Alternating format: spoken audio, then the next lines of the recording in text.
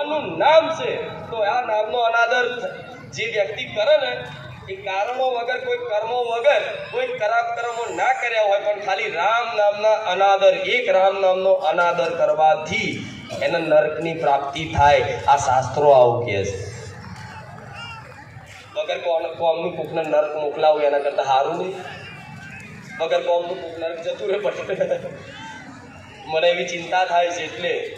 કહું લખતા હોય તો લઈ જતો લખીને પૂરી કરી લાવી શકતા હોય તો કે મારી સેવાની ભાવના છે હું તમારે જો ચોપડી ના કોઈ ત્યારે પૈસા નહીં માગતી કોઈ વસ્તુના પૈસા નહીં માગતી પણ મારી સાથ સહકાર એવો આલો તમે લખો છો તો ના નહીં અમુક લોકો બહાર બજારમાં મારા નામથી વેચે છે તો હું કોઈ સેવામાં લાવું છું બીજાને ધંધો કરવા દો મારા નામથી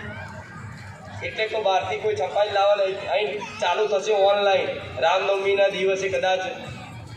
થઈ જ જશે થઈ તો જઈશું પણ એટલી થોડી વ્યવસ્થા બહાર લાગી છે કે બધાને પહેલાં સમજ આપવી પડશે કે રામ નામ ખાલી આ